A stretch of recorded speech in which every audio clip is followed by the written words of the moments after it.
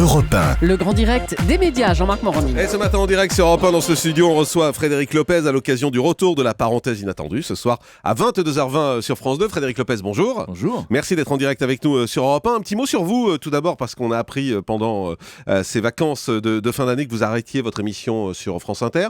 Un arrêt un peu surprise d'ailleurs.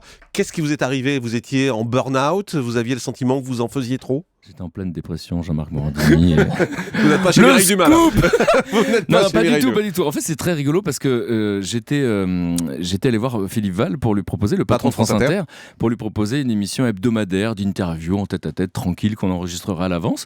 Et lui, il m'avait proposé une quotidienne. Et là, je me rappelle du body language, le langage corporel. Je me suis mis en arrière dans mon fauteuil et j'ai fait non, je peux pas rajouter du travail dans ma vie. C'était un vendredi soir. Et le dimanche soir, je voyais un SMS en disant j'arrête pas d'y penser parce que c'est hyper tentant. Et j'ai accepté. Et là, mes amis m'ont dit mais tu vas plus avoir de vie. Je me rappelle de Mélissa Torieux qui m'a dit ça au téléphone. Je me rappelle de l'endroit où je suis dans Paris. Et j'ai fait la politique de l'autruche. Et donc c'est parti. Et je suis parti de trucs super en trucs super. Et voilà. Et je me suis rendu compte que dans trop de trucs chouettes, là, le mot-clé c'est trop. Et donc, voilà, c'était pas possible, je prenais moins de Mais il y a cette plaisir. idée de burn-out ou pas du tout ? Non, pas du tout. Non, pas du tout. Parce que arrêter au mois de décembre, ça se fait pas quoi. Non, normalement. je sais que Voilà. ça ne se fait pas, mais je fais pas toujours les choses comme les autres, vous avez remarqué. Donc du coup, c'est important de s'écouter, je crois, et surtout que mon moteur, c'est l'enthousiasme, le plaisir, le goût des autres. Et justement, j'avais pas envie que ça soit de faire semblant. Voilà, c'est important. Je sais qu'un des secrets du bonheur, c'est l'authenticité, et donc je voulais pas faire semblant de m'intéresser aux autres. Et donc j'ai senti ça, quoi. Et donc, et je l'ai dit au patron de France Inter, et ils savent qu'on peut pas faire semblant. C'est un métier dans lequel la télévision, les micros, c'est une loupe. Et donc voilà. Donc ça s'est passé très très très très bien et mon successeur est formidable, c'est André Manoukian et je travaille sur France Inter. Ça fait bizarre de le dire ici avec les gens les plus drôles de France. Voilà. Très bien, voilà. J'ai pas dit l'horaire, vous voyez. C'est énorme, je sais bien, mais vous savez, on est libre ici, de toute façon, il n'y a pas de souci. Alors c'est à 11h. Voilà. La parenthèse inattendue, 22h20 sur France 2, c'est le retour ce soir. Est-ce que c'est vrai que l'émission a failli ne pas revenir ? Ah non. Ah bon, parce qu'il paraît que France 2 trouvait que c'était un peu cher comme émission. Il paraît, c'est quoi cette phrase ? Vous êtes journaliste ? C'est les rumeurs qui courent dans les couloirs de France 2. Mais vous répétez des Exactement, rumeurs. et je les vérifie auprès des personnes concernées, c'est pour ça que je vous pose la question. Les personnes concernées, c'est qui ? C'est vous ? Ah, vous vérifiez, pardon. Bah oui. Non. Simplement. C'est le travail du journaliste, on écoute une rumeur, on la vérifie. Ça n'est pas arrivé jusqu'à moi en tout cas. D'accord, donc c'est pas vrai du tout. Non, je crois pas. Enfin non, ça n'a jamais été évoqué. Non, au contraire.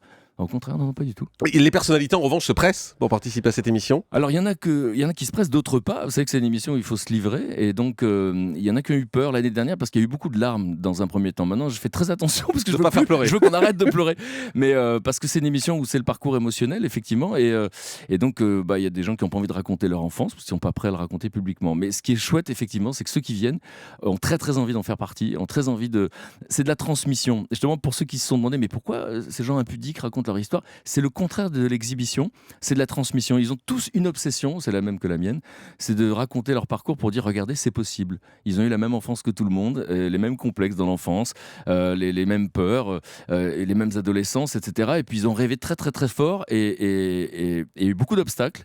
Ils sont souvent cassés la figure, ils parlent beaucoup des échecs, c'est ce que je souhaite à tous les gens que je croise. Je vous souhaite d'échouer. C'est un cadeau de la vie quand on échoue parce qu'on se rend compte qu'on a le droit. C'est aux États-Unis, je crois, quand on échoue, on dit que c'est la preuve qu'on a essayé.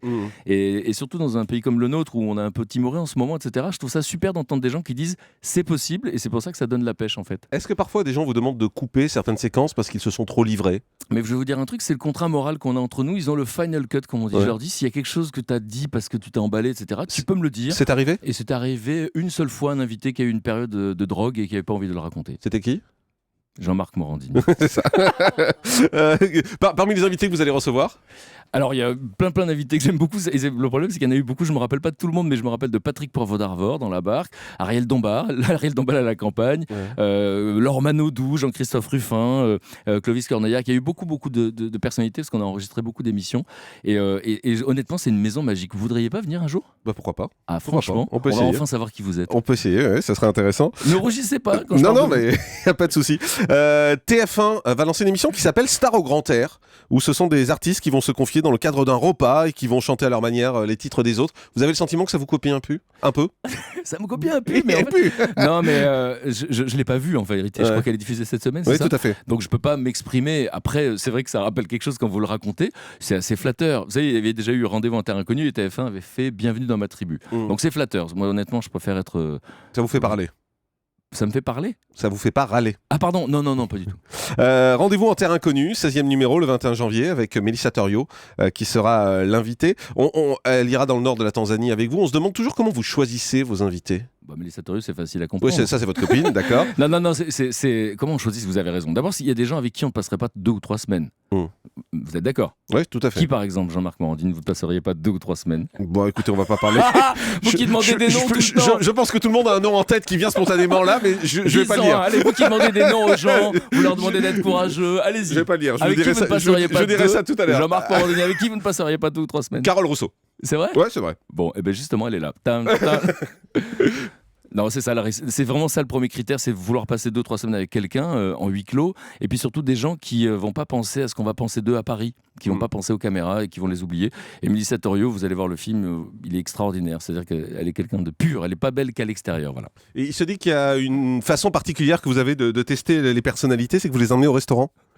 Non, si je le dis, ça va plus marcher. Bah oui, trop tard, moi je le sais. Donc je vais changer de méthode. Mais Mais racontez-nous ça, parce que c'est à une intéressant. époque, ça m'est arrivé de faire quelques dîners avec des gens, voilà, et je regardais l'attitude de la personne qui postulait. Et en fait, quand cette personne ne posait aucune question à mes amis pas célèbres, j'avais compris qu'en fait, elle ferait semblant de s'intéresser aux autres. Donc je trouve une autre méthode maintenant. Voilà, faut trouver. C'est trop tard, vous l'avez dit. Mélissa Torio sera votre invitée. Il paraît que vous voulez Jamel Debbouze, c'est vrai? Non, ça va. Jamel Debbouze est la première personne sur cette planète à avoir entendu parler de ce concept. Et je venais d'être viré de France 2 en 2003. Et son attitude a été extraordinaire parce qu'il m'a dit c'est une super idée. Et je te donne un créneau de 5 mois, tu choisis. Et à l'époque, j'essayais de convaincre France 5. Et France 5 ne s'est pas décidé alors qu'il venait de faire 15 millions d'entrées. Et j'ai raté le créneau. Et après, il a plus eu le temps. Et après, il a moins eu envie en fait. Pourquoi? Parce qu'il a le sentiment que c'est quelque chose de très, très, très intime. Alors, comme je lui rappelle à chaque fois, lui, pour le coup, contrairement à d'autres, il n'a absolument rien à cacher parce que plus on le connaît, plus on l'aime. Mais voilà, donc pour l'instant, c'est sa femme qui est allée. Mais je connaissais Mélissa bien avant de connaître Jamel aussi. Hein, mais voilà, pour répondre à la question. Donc il a eu envie de partir. France 5 s'est pas décidé. Et depuis, ça s'est pas fait. Mais évidemment, j'adorerais partir avec lui. Ouais, Frédéric Lopez, dans les émissions que vous avez présentées, il y a Panique dans l'oreillette qui s'est arrêté. On ne sait pas trop pourquoi. Enfin, voilà. Si, on vous l'a expliqué. Je suis venu exprès pour vous Oui, le dire. tout à fait. Mais bon, voilà, c'était un peu compliqué Mais bon, parce quoi, que vous m'avez pas cru. Non, mais c'est une émission que vous aimez beaucoup. Alors, en tout cas, que vous aviez pris beaucoup de plaisir à présenter. Vous aimeriez aujourd'hui que ça revienne, puisqu'on est beaucoup dans le revival d'émissions. Oui. Je sais pas qui est on m'a dit toujours on est un con, mais moi non, je suis pas dans le revival. Mais c'est vrai que j'aimerais bien la refaire un jour. Mais honnêtement, là, c'est pas d'actualité parce que dans mon cerveau et sur mon iPad, il y a beaucoup d'autres idées que j'ai pas faites. Il y a quoi dans votre iPad et dans votre cerveau? Des tas d'idées que j'ai et je me dis une vie ne suffira pas pour les faire. Donc c'est peut-être aussi pour ça que j'ai pris du temps. C'est d'autres idées d'émissions? Oui. Pour France Télévisions? Par exemple, ou pour d'autres que je présenterai pas pour d'autres chaînes. Ouais, c'est d'ailleurs. Ça me plaît beaucoup. Vous savez, j'ai réalisé il y a pas longtemps qu'on n'était pas nombreux à créer des concepts en France. Si je l'avais réalisé, je crois que j'aurais pas osé le faire parce que c'est naturel pour un patron de prendre des émissions qui ont marché dans 40 pays dans le monde. Et donc moi, j'arrive face à des gens et je leur parle d'un truc qui est dans ma tête. Mais bon, à part les émissions sur le bonheur, elles ont plutôt bien marché. Vous voyez, parce que donc quand je dis ça au patron maintenant, quand je viens vous parler d'une émission sur le bonheur, vous partez en courant. Mais si je vous parle d'autre chose, prenez la peine d'écouter parce que il y a plein d'envies. C'est souvent des émissions que j'ai envie de voir. Mais vous avez une fidélité vis-à-vis du groupe France Télévisions ou à qui vous proposez en premier vos projets ou vous pouvez aller voir TF1 dès que vous avez une idée? C'est assez naturel. Et puis je dois dire que le nouveau patron, Thierry Tuilier, est quelqu'un que je connaissais pas et que j'apprécie beaucoup, beaucoup. Voilà, je le dis publiquement parce que c'est rare qu'on s'entende avec ses patrons, en tout cas pour moi. C'était pas le cas avant? C'était pas le cas avant. Non, il n'y avait pas de contact, il n'y avait pas de feeling, c'était quoi? Non, c'est le feeling, comme vous dites, c'est une sorte d'affinité. Et là, pour le coup, je me sens super bien avec ce patron. Je sens que c'est quelqu'un de direct, de franc. Ça donne envie de travailler avec lui, de lui faire plaisir, etc. Une dernière question, vous avez évoqué l'échec des secrets du bonheur. Pourtant, on sait, vous étiez venu en parler ici. Voilà, c'est une émission qui vous tenait vraiment à cœur. Pourquoi ça n'a pas marché? J'ai pas d'explication parce que vous savez qu'M6 juste après a fait une émission sur le bonheur qui avait été un carton en Australie et dans d'autres pays et qui n'a pas marché en France. Alors pourquoi les Français n'ont pas envie qu'on leur parle de ça? J'ai pas d'explication. Ce que je crois, c'était Gérard Jugnot qui m'avait donné une explication. Il m'avait dit en terre inconnue, tu montres le bonheur et là tu l'expliques. Et les gens n'ont peut-être pas envie qu'on leur explique, encore moins que je leur explique comment être heureux. Et j'ai appris un truc depuis, figurez-vous, c'est que le bonheur n'existe pas. C'est un scoop, ça? Bah oui. Vous n'êtes pas heureux? Non, si, mais c'est pas ça. C'est que le bonheur, c'est un concept tellement complexe qu'on peut passer une vie à débattre. Le seul truc qui existe, c'est neurologique. Il y a 7 émotions universelles. Et sur les 7 émotions universelles, il n'y en a qu'une qui est positive, c'est la joie. Donc si vous ne riez pas dans la journée, commencez à vous inquiéter. Voilà, écoutez Europe 1 pour rire, c'est bien parti. Le grand direct des médias, Jean-Marc Morandini.